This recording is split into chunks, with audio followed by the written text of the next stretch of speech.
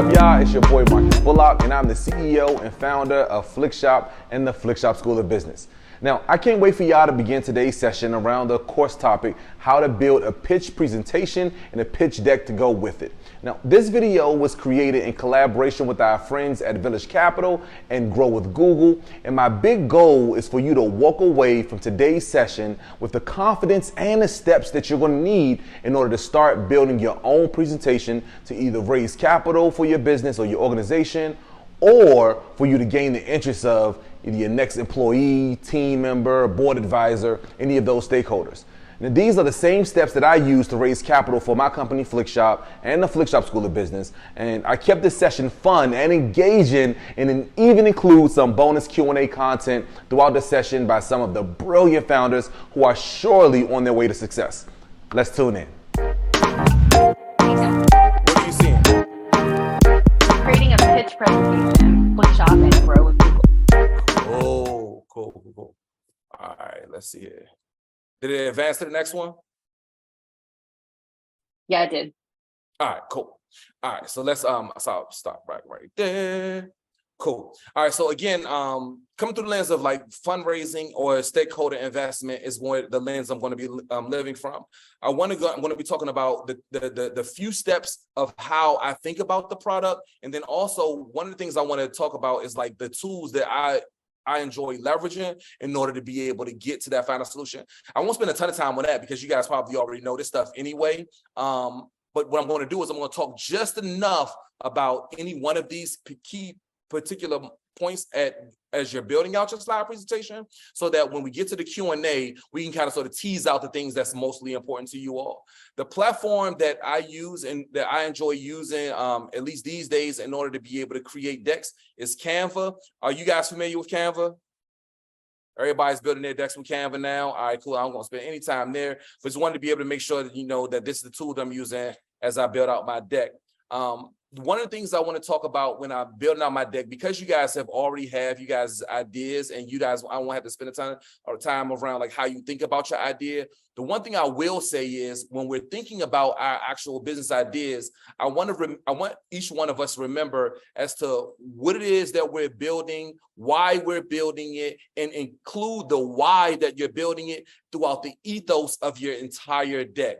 That's just going to be a big part of, you know what I mean, like what it is that I think that when you're communicating with the funder or the stakeholder, that the thing, the why, right? I mean, sometimes in my earlier days, I would get caught up in like talking a lot about the product, about what it is that we're building with the product. And because I spend so much time with thinking about how I'm delivering the product, I start thinking about that part of the business. And I forget that the reality of it is that when you're building these pitch presentations, this is the very first time a lot of people have ever been introduced to your industry in and of itself. Like, forget just like your own business or your idea, but like, yo, remember that people are just the first time being introduced to the industry. So when I would go out and go pitch Flikshop, I would be pitching people and I'm start talking about what we're building and why the app is doing this and why we spending pitch the people that's locked up and why that's important and all of the things. And I'm forgetting that a lot of the people in the room have never either experienced incarceration or they don't have someone that's directly connected to them in their immediate family that's experienced incarceration. So they didn't even know why we're even trying to go out and solve this problem. And so now I got to go all the way back and kind of sort of trail and educate them because I wasn't intentional about bringing the ethos of why it is that we do what we do through every slide of the actual deck. So I want to make sure that I spend a little bit of time, you know, just kind of sort of acknowledging that you're bringing that through.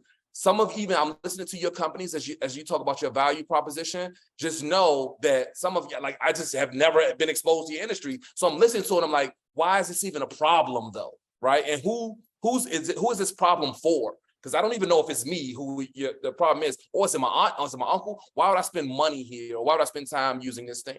So just remember that when as you're building out your actual deck, there's your ethos of why you're doing what you're doing carried through every slide.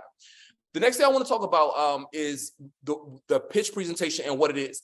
Now, there are two kinds of presentations or two types of decks that I use when I'm pitching my business. Now, first one is the actual pitch deck that I'm using in order to be able to pitch my idea in front of a group of people, because I need a visual aid or an auditory aid in order to be able to convey my idea while I'm up front talking to them, right? So in that pitch deck, I got like maybe a picture, maybe a word or two on the slide, and I'm telling a story from that actual slide. And that goes for every slide inside of my deck. On my pitch presentation or my affordable pitch deck that I'm sending out to someone, that's a completely different deck. Now, they both are trying to figure out how to tell the same exact story on each one of those slides, but that one may have a little bit more words. It may have a couple of bullet points. It may have a visual aid. It may have an arrow pointing to something, or maybe have a link that you can click on. And the reason why that's important is because when I started pitching, here I am going out pitching, and I would have this pitch deck that I would email to people that I'm like, yo, I want you to, think about my business or set up for the first or second phone call so that I can talk about Flikshop. And I would have all of these words on it, and it was great me talking about the business, and they got a good understanding from it, and then they would come and they would bring me in, and then we would be able to have this amazing conversation. Over time, I would get invitations to now be a part of pitch presentations or pitch competitions or pitch in front of other investors, or go to the second round of pitching. And I would bring that same exact deck with me to the actual pitch competition or to the stage where I would be presenting on. And I realized swiftly that, like, yo, Marcus, you got way too many words on this slide. You got all these bullet points, you got all these pictures, and they not even paying attention to you because they got to read your daggone slide. You got way too much content on here, right? So if you're talking about something in your business that you're going to be telling a story around, or product that you're going to be delivering, or how you want to be able to go from, product ideation to going to, a customer acquisition, like find the one visual, the one data point, the 1 or 2, 3 words for the actual on-stage pitch, and then find the way that you want to articulate that and do it in a very intentional way for the pitch decks that you're going to be sending to people. So that's one of the things I want to talk about. When I talk about pitch presentations, I'm specifically making sure that you're able to, now the content stays the same, the story's telling the same on each one of the slides, but how you present it, I think, is going to be important. The next thing I want to talk about is the importance of the value of having this brainstorming moment, right? When you're building out the pitch deck and you're starting to kind of sort of pull ideas on either Noteds or whiteboards, or on your iPad, they got these new apps that allows you to kind of sort of free form your ideas on there. It's a couple of things that, we want to be thoughtful about when we're going through this brainstorming moment. One of them, the first thing we want to start thinking about is the actual solution to the problem that we're solving, and not in the form of our business, right? But the solution that we're solving, and being able to figure out how to articulate that. Now at Flikshop, the solution for our business is the postcard that has the photos with the words and all the things, but the actual solution to the problem that we're solving is we're keeping families connected.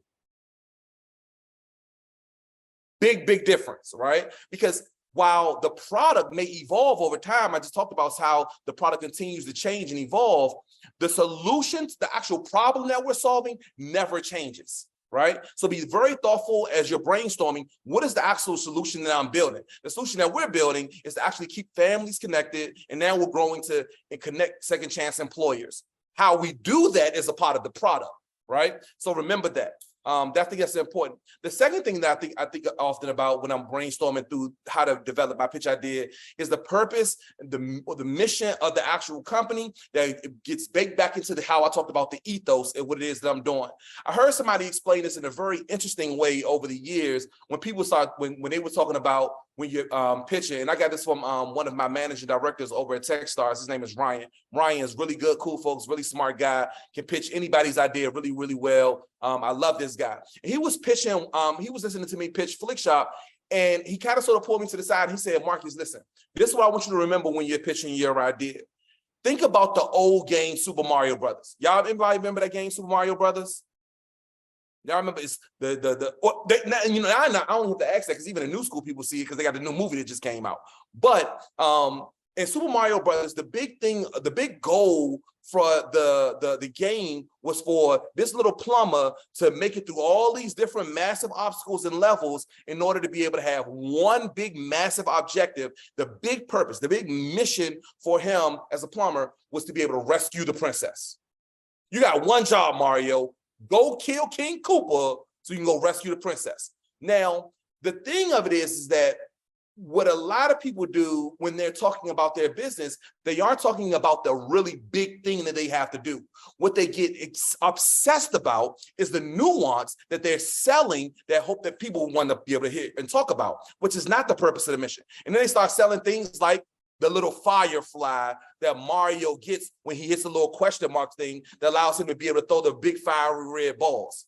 See, the fiery red balls of the firefly is probably the product that we're selling that allows Mario to be able to complete his mission, to connect so he can kill King Koopa, so he can rescue the princess. But no one cares about the fire flower. No one cares about that. Selling that is not going to get me excited. Selling, you need to sell me on rescuing. I have all of the tools that it's going to take to go out there and they build the strength and the tenacity to go rescue the princess. That's what you're selling. You're selling rescuing a princess, Mario. You're not, or Nintendo, you're not selling a little fireball. And so many times I will go out and start selling a product over at Flikshop. And I'm like, yo, we built the app, we did the thing. And I'm forgetting that the mission is to, again, going back to solutions to the problem, is to keep families connected. So as you're thinking about it, don't be out here selling the fire flower. Don't do it. Because people are going to sit there and be like, oh, that's okay. I got you. Okay, I see. And they forgot about you and they kept moving. Make sure you're selling the ability to go rescue the princess. The third thing is why your product is better than competing products in the market, and not thinking about like, yo, looking in the rearview mirror or looking at peripherals to find out what your competitor is doing. That's not what I'm thinking about when I talk about the third thing being why a product is better at competing products on the market. What I think that you need to explain why your product differentiates itself in that you have the value proposition that will force someone to want to be able to pay money with you and pay money repeatedly. Because here's the thing. When I was thinking about building out Flikshop, right? Whether or not the customer was the family members, the government, corporate partners, whoever the people were, the problem with selling out when you start talking about competition is like when you're excited and you're out selling a product and you're thinking about what people else or other people are building out in the marketplace, once you get 1 or 2 sales, you think that it's validated. You're like, oh, I got a great product. I'm excited about it. I'm ready to go. But the question I have for you is, once they bought your product, did they come back and buy it again? Was it so valuable that they felt like it was absolutely necessary to be able to come back to you versus going with someone else who has a similar product on the market? The final thing that I think about when I'm going through the brainstorming moment is how to use my product and all of my benefits and ensuring that I'm highlighting the things that matter the most when I'm talking about my product in a pitch. Now, when I'm developing my pitch, I think one of the things that's interesting that that took me a while to be able to learn is that whenever I'm actually building out my deck, I wouldn't know where I'm going to get invited to. It's specific when I'm pitching the idea, and I didn't know whether or not someone was going to give me 1 minute, 5 minutes, 10 minutes, 20 minutes. How long do I got in my pitch, right? And so I got this 10-minute pitch ready to go. Good afternoon. My name is Bullock. I'm super excited to be with you guys today. I'm excited to talk about our Flikshop and how we want to be able to change the world. I didn't use 60 seconds on a 4-minute opportunity to be able to just intro. And I realized like, yo, now you only got 3 minutes left of the pitch because you weren't thoughtful and intentional about building a 1-minute pitch, literally that elevator pitch that I'm sure that you guys heard a million times. That 5-minute pitch, typically when you're in a pitch competition, it's like 5 or 6, 7 other people that they got to hear, and they got to rapidly think through what it is that they're trying to synthesize, you're trying to give to them so they can go back and make a decision on what it is, how they want to engage with you. Or the 10, 15-minute pitch, when I really want to hear a bit more of the details about the company that you're building or the market size or the customers that you've already begun to attract. And you got to learn how to differentiate between those. And that was one of the lessons I had to learn in a very, very quick way. Like, yo, bruh, real talk, you need to make sure you get that 1 minute, 5 minute, and 10-minute pitch down pat. Now, before I get into going into the next stages about the actual pitch itself, I want to pause right there to go back and see if we have any questions or how you guys are feeling as this resonating with what you guys have already begun to build out as you guys formulate your pitches. Marcus, this is Leah. I do have a question for you, and it's kind of similar to Ray's question. Personally, I feel like I'm about to hit pitch burnout, right? And I'm a founder. I got to keep pitching. That's the bottom line. What do? You are so high energy. Mm-hmm. Yeah. What do you do to re-energize when your battery goes down? Yeah, no, I feel you. Like, so just to remind everybody what time it is, it's 5 p.m. in the afternoon on a Thursday, right? And here I am, high energy, coming in front of the camera like, yo, let's get to it. As if I ain't had a gazillion meetings earlier today, meeting with my team, through strategizing sessions, giving out ideas to be able to make sure that we're executing on things, replying back to emails, and even getting ahead of this call to help prepare for this conversation that I'm having right now, right? I go back to what I was saying to my boy Timothy earlier, like, yo, look, at the end of the day, this is what I chose, right? And I have to figure out a way to be able to get excited about this season that I'm in right now. The pitch burnout you're experiencing right now is a result of the pitching season that you're in, right? And if you would have told yourself, here's the thing that I would challenge you on, right? Like real lively.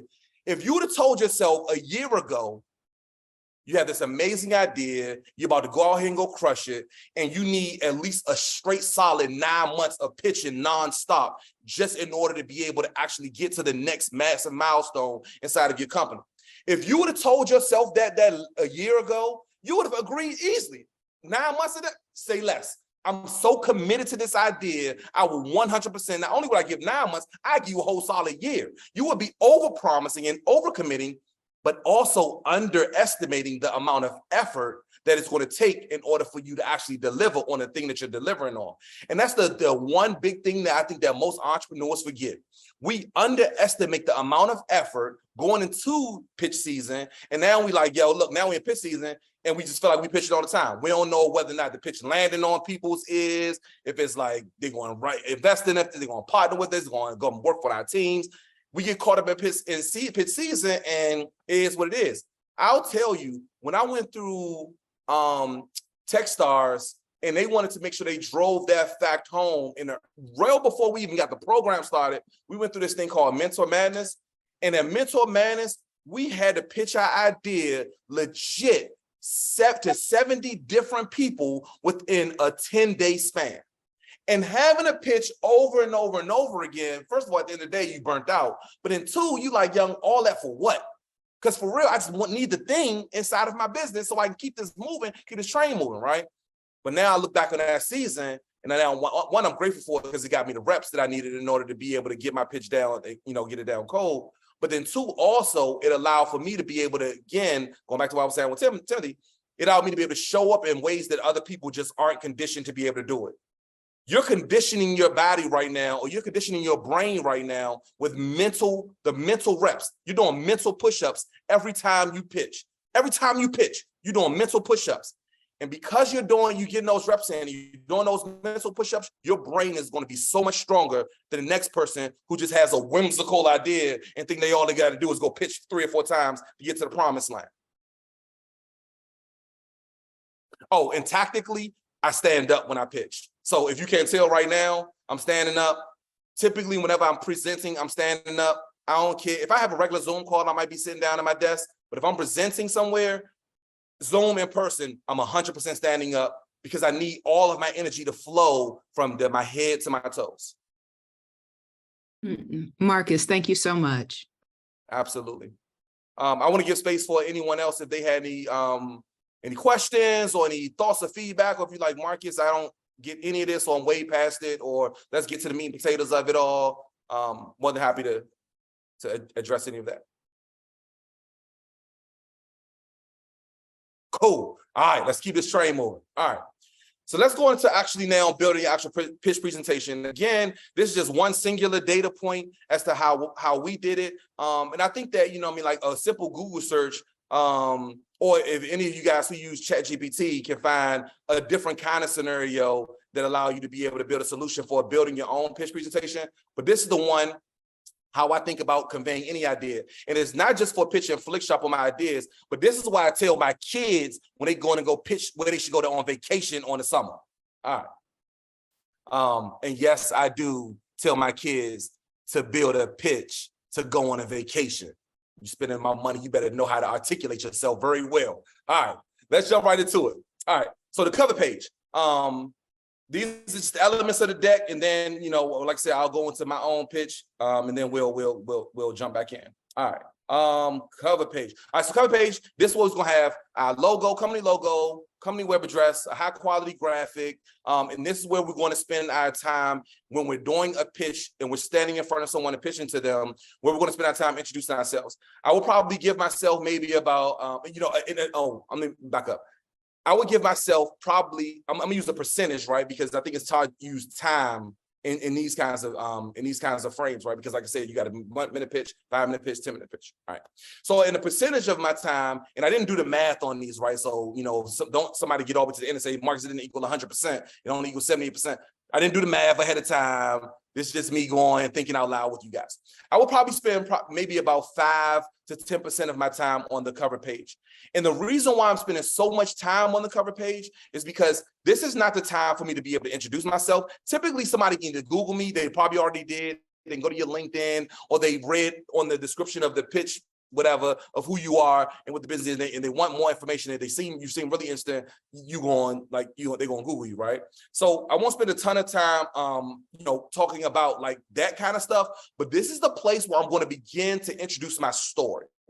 I think that storytelling is so ridiculously important, and we forget that investors or stakeholders, when you're pitching to them, you have such a short amount of time, and they're going to walk away with 2 main things. Catch this. They're going to walk away with 2 main things when they're in their pitch.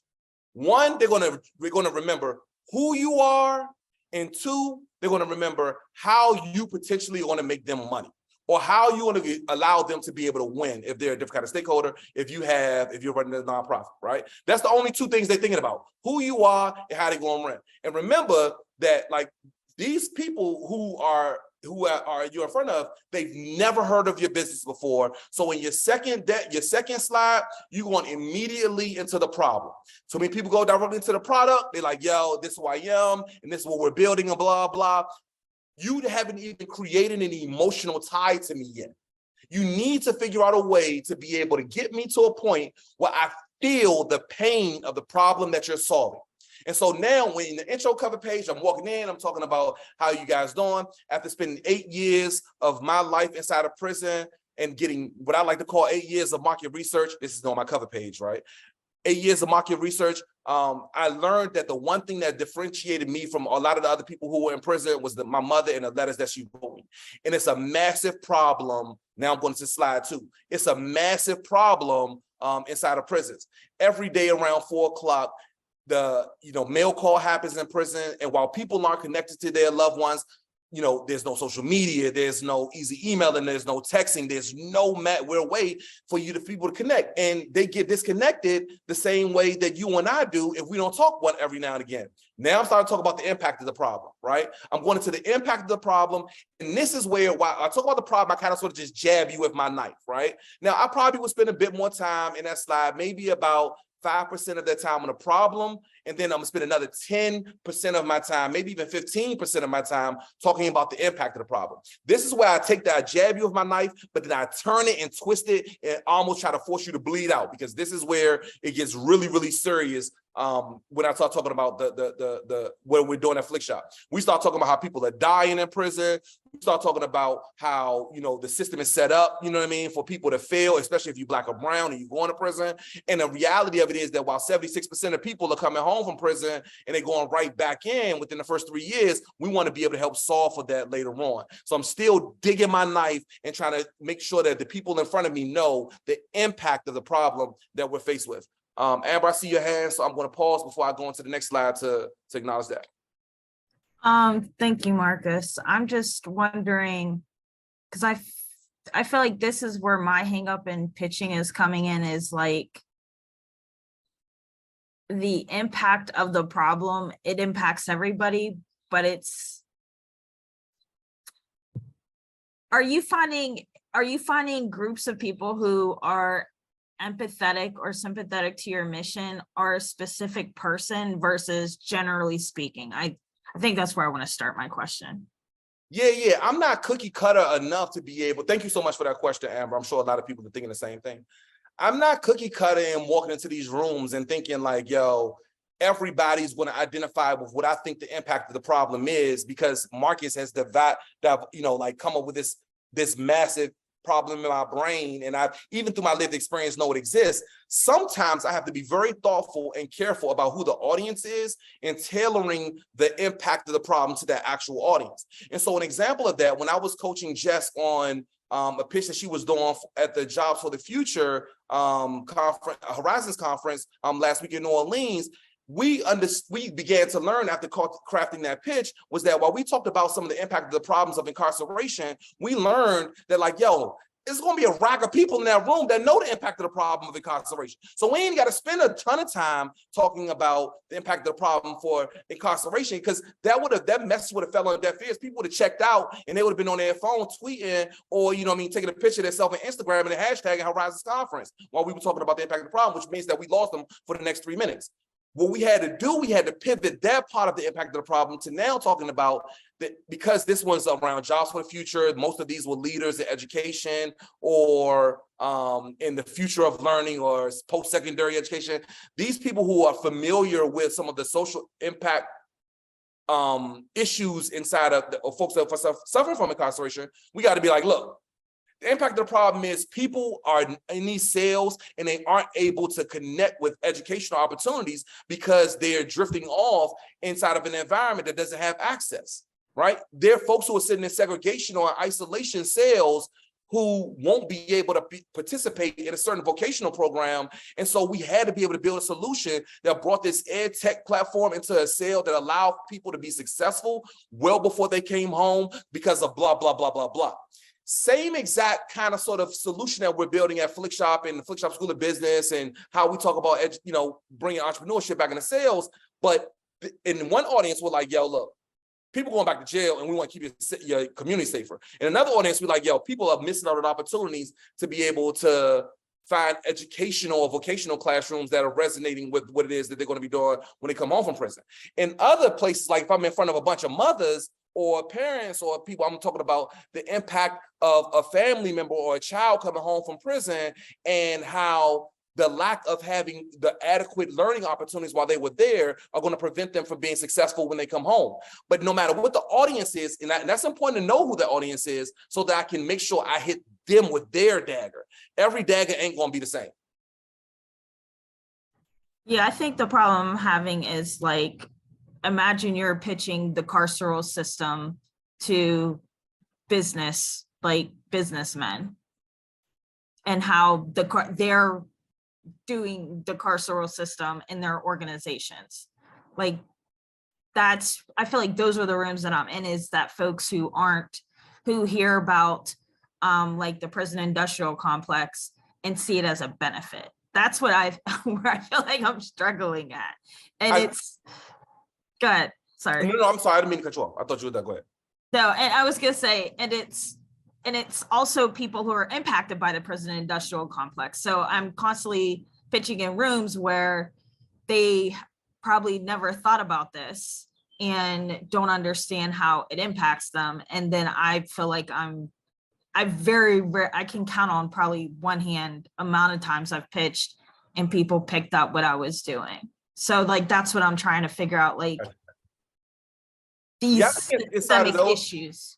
Yeah, inside of those rooms, it's still, we still got to, this your job. It's one of the challenges, and I'm glad that you called it a challenge and not an impediment, right? So the thing is, I think that you have to find that, and I think that we had to search for the same kind of sort of challenge, right? When we were going to go pitch inside of some of our corporate partners' offices, we had to find their dagger, and some of their daggers were, listen, you have a massive talent issue inside of your companies, and how you're being thoughtful about your next wave of talent that are coming to work there is going to be how we help solve this problem for you. Have you ever thought about building a second chance hiring policy in your company that allow for you to be able to connect to different ways of talent? There are some corporate offices that the talent thing wasn't important. They ain't trying to hire nobody that's locked up. It's Bank of America. They ain't hiring nobody good behind their teleline that might got a felony, right? So, and for them, it's like, let's think about how your corporate social responsibility departments or your ESG, your environmental sustainable government, practices are being thoughtful about participating inside of community engagement practices that allow for people to be able to stay connected to their family members. Because I promise you that there are tons of bank tellers, tons of bank managers, tons of VPs at your company that have a brother or a sister that's locked up. And because most of these companies outside of a Patagonia are talking about these kinds of issues, they're missing out on an opportunity to really be impactful inside of a social economic or social impact conversation. Now you're forfeiting yourself. Now, while you may have a vested interest in seeing the prison industrial complex continue to thrive, I think that what we can all agree on is that we don't want people to come back into our communities and provide a safety concern for me. And the reality of it is 600,000 of them are coming back home every year, back to yours and my neighborhood. How you want them to come back home? Because we want to help solve for that and make sure that you don't get carjacked when you come home. Because let me tell you something, when I carjacked that man back in that shopping mall parking lot, it wasn't because in my mind, I'm thinking that, I've debated whether or not, I should do this thing right or wrong. This was a blurred line and as a means to an end for me, right? And so I think that being able to find their dagger is going to be your thing. But I think that it also wraps around your ability to find the product market fit. So the question I would throw back on you would be, have you found the right product and the right market to be able to pitch your product to ensure that you can build something to, again, like I said before, that not only did they buy, but that they would buy on rinse and repeat. Not saying that you haven't, Amber, but I'm just saying that would be the challenge I would challenge myself at Flikshop, right? Because if we haven't been able to articulate that, and sometimes it's a struggle trying to learn how to articulate that, but if we haven't learned that, then it's time to continue to tailor the product or the pitch to be able to accommodate. Anthony, I saw I had your hand. Oh, I'm sorry, Amber, did you have something else? Yeah, I just wanted to add, working on systemic issues is not advantageous in product market fit, right? So that's whenever we're saying define product market fit, and we had this conversation earlier about who the customer is. I found product market fit for folks who are impacted, but the folks who are doing the impacting, the incentive is probably not there yet, is where I'm at. But yeah. I'll let Anthony go. Anthony, was good. Chop it up with me. Marcus, I just want to let you know this is invaluable information. I appreciate you taking your time.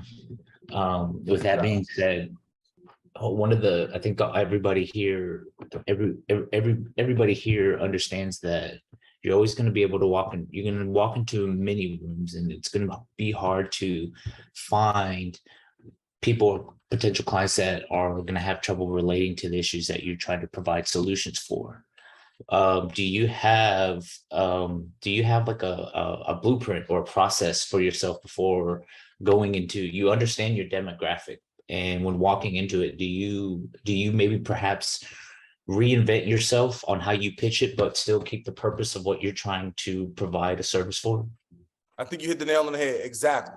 I keep the authenticity of Marcus and what Flikshop wants to be able to bring to the marketplace, but I try to figure out who the audience is, and then what I really want to accomplish in the audience, right? Because sometimes I'm trying to sell somebody on a policy decision, and leveraging Flikshop to be able to do that. Other times I'm like, I'm trying to get an investor. Sometimes I'm trying to get a customer, right? And a lot of how I build the pitch deck is around whatever kind of win that I'm looking for in the moment, always maintaining the same authenticity though. If I can also add, I think one thing that also is helpful is to do as much research as you can before you're speaking to whoever you're speaking to. So there are, in general, right, of course, impact investors, that there has to be, and this is covered a little bit later, but like a portion of your slide, if not your whole deck really, needs to have a strong thesis of impact through all of your work. If you're a female founder, of course, there's specific female focused founders that, so on and so forth. One thing that we at Village Capital are continuing to build, right, is that ecosystem around justice tech. Hopefully, I would say, Marcus, you probably can speak to this.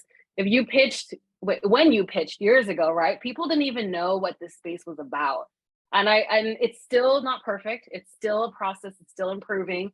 We're hopeful that, as time progresses, you talking about your solution isn't wild. It is actually something that people are listening to. Even in our ecosystem, we do have like justice tech focused or impact focused investors and stuff like that too. So do research, and if there's any research that we can help you, find.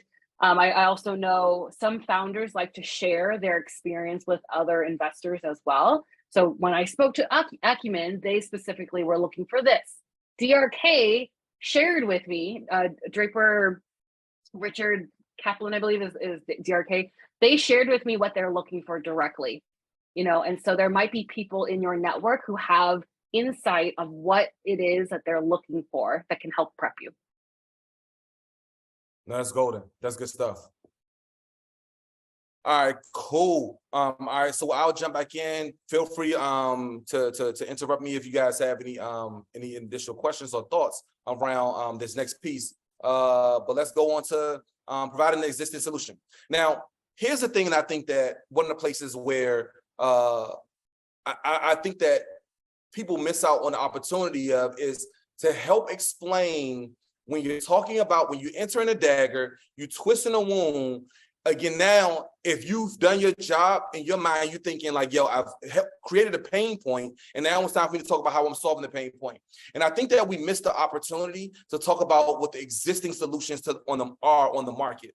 And if we spend a bit of time in talking a little bit about what others are doing or what has been happening ahead of us, right? Like, then I think that not only will we have connected with the person in an empathetic way through our storytelling of who we are and why we came to this work, we've also identified the problem, but we've also talked about probably something that they've known.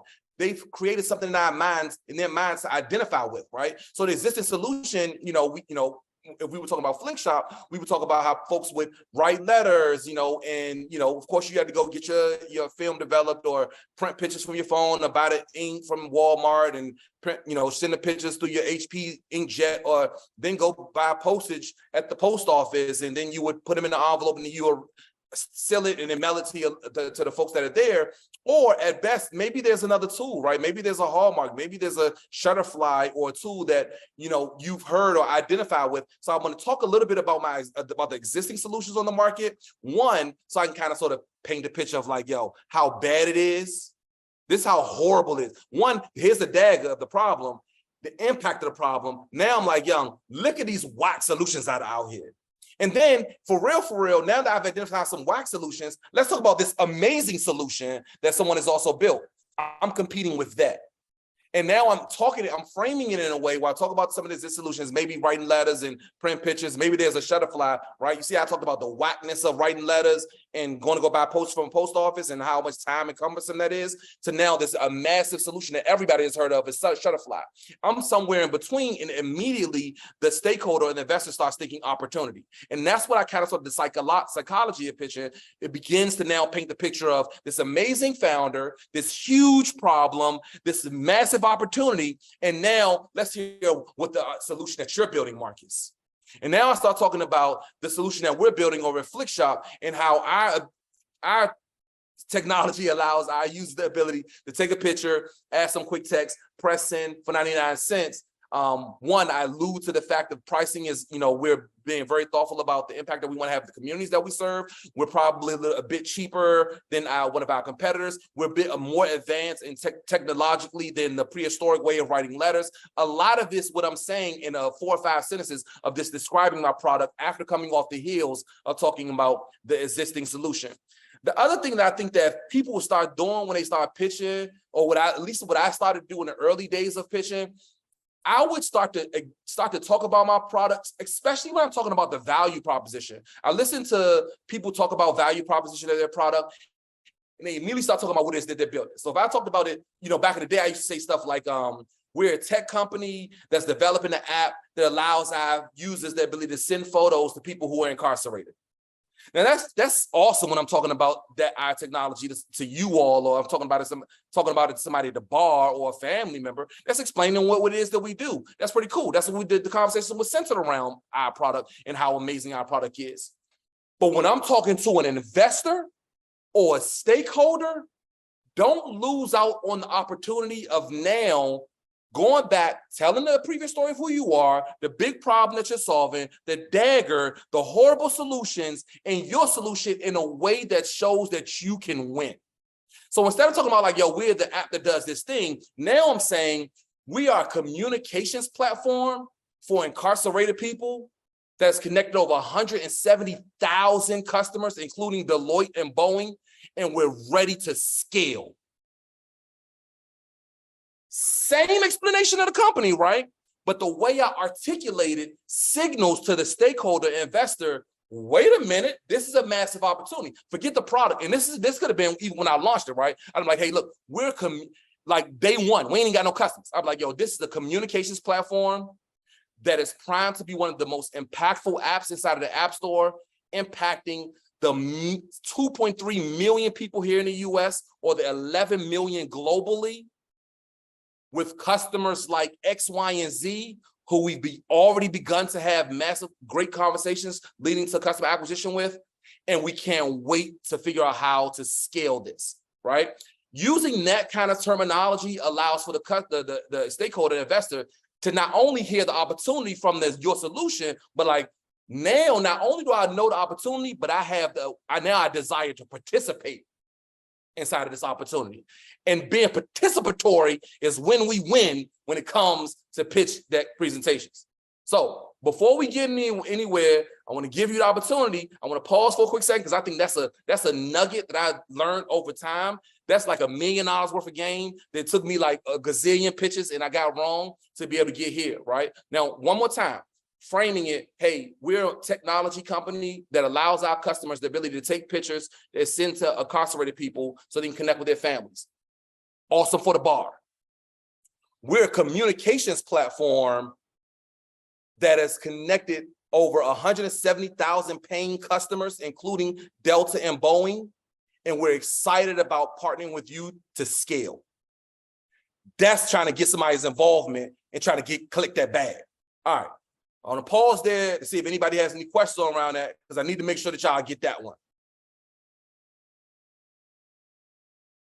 Cool beans. We're going to keep this train moving. All right. Now we're starting to talk about pricing and your actual service. Like, what is your offer? Notice that I'm not talking about how much the product costs in the early, talking about my solution, right? Now I'm starting to talk a little bit about what it is that we're offering. And this is the place. Like, oh, my bad. In a solution slide, on my solution slide, I'm probably going to spend maybe another 10 or 15% of my time on that, right? Because I think it's important to be able to get them excited and keep them excited. I'm at it's like, if you think about it as like the bell curve, like I'm at the kind of sort of the peak, the pinnacle of the pitch at this point, right? Because now I'm talking about us and how dope Flikshop is, right? Now I want to keep them on it while I got them excited about this. Let's talk about how we're going to actually make money, right? Not in the fact of like how we're trying to be predatory, because if anybody knows anything about Flikshop, we're like our whole business is centered around trying to figure out how to be able to make sure that we maintain affordability for our customers, because our customers, some of our early customers were our family members, and we ain't want to be like the other people who were price gouging in these communication platforms, charging people a big bag and, preying on families that had incarcerated loved ones, right? So I'm not like talking about in that frame, but I'm talking about it in the fact that this pricing and these service lines are the triggers that are going to allow people to be able to continue to keep coming back. Whatever it is that you're building, make sure, I don't care if you out here, when I was remodeling kitchens, I would talk about our pricing that allows our customers to feel, because I used to own a construction company, y'all. I'm remodeling a kitchen. If your kitchen model was $10,000, I'm talking about your pricing in a way that allows you to be able to further connect with the possibility of us coming back and remodeling your basement. So I'm framing it in a way of like, yo, look, our customers are going to continue to keep coming back for this reason. And these are some of the products or service that we're offering that are going to allow us to continue to do that. I won't spend a ton of time there, but we're going against our bell curve. Now we're starting to come down, and this is where we begin to de-risk the conversation, right? Just remember that every investor, they're at the stage now where and when you get into this part of the pitch, now they try to figure out what you, investor or stakeholder, they're trying to figure out why they should not invest in you. While you're trying to figure out how to get them to invest in you or your idea, they're trying to de-risk this investment. The best way to de-risk this is for them to say, I'm out, right? But if you're being thoughtful about this, you're using the competitor slide to be able to further help them acknowledge why they can't miss out on this massive opportunity, right? So some people think about competition as like a bad thing. I don't want to talk about my competitors. I ain't thinking like, first of all, I'm in my lane and we're building what we're building. That's first of all. Secondly, my competitors are marketplace validation that I should be out here doing my thing. Shutterfly is a publicly traded billion-dollar market cap company. This is market validation that should go on that thing. JPay and Securus, they have these massive $100 million contracts with kickbacks to the state that are forcing them to prey on families in an interesting way. And this is a reason why we have to do this thing, right?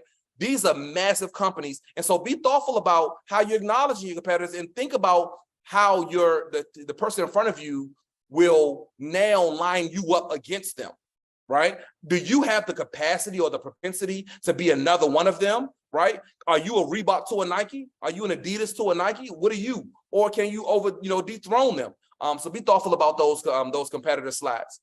The next thing we're gonna and I'm getting close to the time, so I want to kind of sort of get to these. But the next one we talk about is the market size. I think market size is one of the places where I just didn't understand how to be able to help predict that for our customers. For our investors in the earlier stages. Understanding the addressable size of the market is an interesting thing, but I can tell you guys how I did it with mine. And we think about like the whole overall market. I alluded to it earlier when I talk about like, all right, cool, there's 2.3 million people here that's locked up in the US, but there are 11 million global.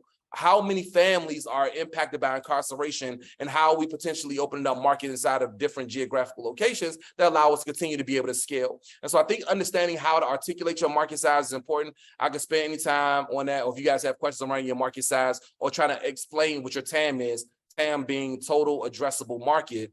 I think that's a place where I'm more than happy to spend a bit more time. Lastly, now we get into the point at the bell curve where the excitement is starting to drift off, because now you're starting to talk about the complexities of your company. And now people are either hearing what they really want to hear and they're hearing with happy ears, or they're thinking about the reasons why they're not going to invest inside of your organization or your company, right? And so at the ask is the place to be able to figure out a way to back up the emotional connection that you develop at the problem and impact of problem stage.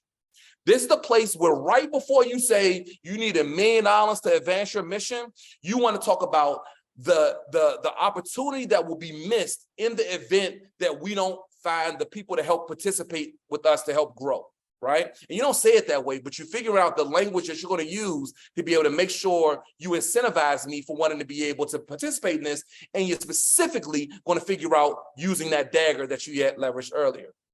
Then the closing page, the contact information is going to go on your closing page, maybe a QR code if you're up on stage, allowing people to participate. And that way, I love what the QR code does for me now when I'm up pitching or I'm up even presenting, because now I can spend a bit of time closing up the show and to tell people like, look, I'm going to give you the opportunity to give me your now divided attention and leverage the QR code that you see up on the screen so that you can join me in this journey. So if you're just as excited as I am about trying to figure out how to end recidivism in the US, I want you to scan that QR code.